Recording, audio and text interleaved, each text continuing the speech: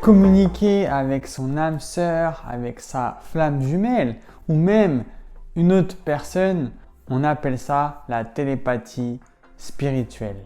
On parle souvent de la télépathie avec les animaux, la capacité que certains médiums ont de communiquer avec les animaux. On parle de télépathie de la mère avec ses enfants, mais on peut aussi envoyer des messages télépathiques à une autre personne. Abonne-toi à ma chaîne YouTube si tu aimes la spiritualité et le développement personnel.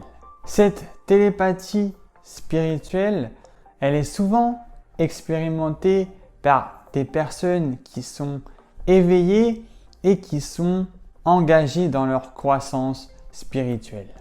La première chose pour envoyer un message télépathique avec son esprit, c'est d'avoir déjà une connexion spirituelle avec cette personne. Il faut en fait que vous ayez déjà passé du temps avec cette personne. Il faut que vous ayez échangé de l'énergie entre vous. Il faut que vous ayez un certain lien qui vous unit. Alors cette connexion spirituelle, cette connexion d'âme, elle est déjà établie entre les âmes sœurs, les flammes jumelles ou encore les meilleurs amis. Vous n'avez pas besoin forcément de créer cette connexion, elle est déjà innée. Ce lien d'âme, il est vraiment important. C'est vraiment grâce à elle que vous pourrez envoyer un message télépathique. Ensuite, si vous avez ce lien d'âme, il faut que vous exploitez cette connexion. Pour exploiter cette connexion, l'une des meilleures solutions, c'est de pratiquer des missions spirituelles ensemble pour pouvoir effectuer cette croissance spirituelle. Pour échanger un message télépathique, il faut qu'on soit sur de mêmes ondes, sur la même énergie.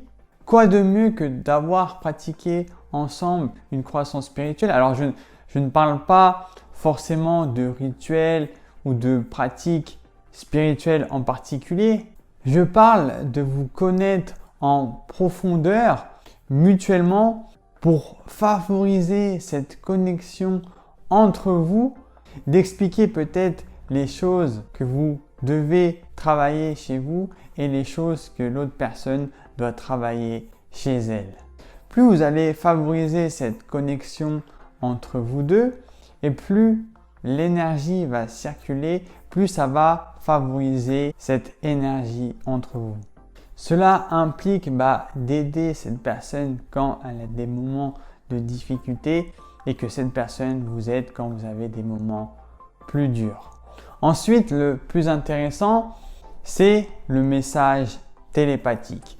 Pour envoyer un message télépathique à distance, quand la personne n'est pas en face de nous, on va devoir pratiquer une pratique méditative. Il faut trouver un moment dans votre journée où vous êtes calme, relâché, serein.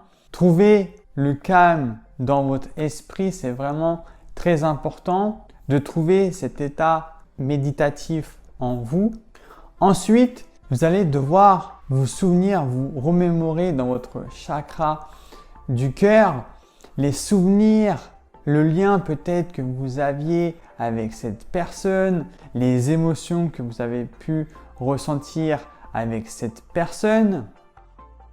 Retrouvez ce flux énergétique que vous aviez avec cette personne qui rentrait et qui sortait.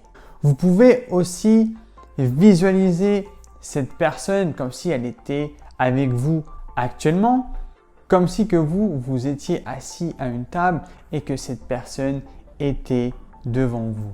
Une fois que vous sentez vraiment cette connexion, ce flux d'énergie qui vous relie entre vous, entre votre lien d'âme, vous pouvez délivrer un message.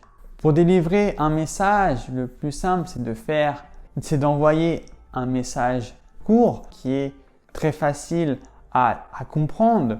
Par exemple, une pensée dans notre tête, lui envoyer des émotions, des sensations que vous pouvez ressentir envers cette personne à travers ce lien qui vous relie entre vous.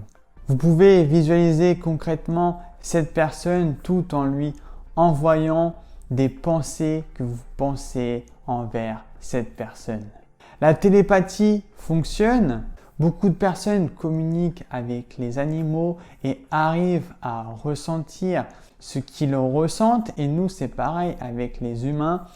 Quand on a un lien très fort avec une personne, on peut communiquer avec elle à distance. Abonne-toi à ma chaîne YouTube si ce n'est pas encore fait. Et on se dit à vendredi 19h pour la prochaine vidéo. C'était Alex. Ciao!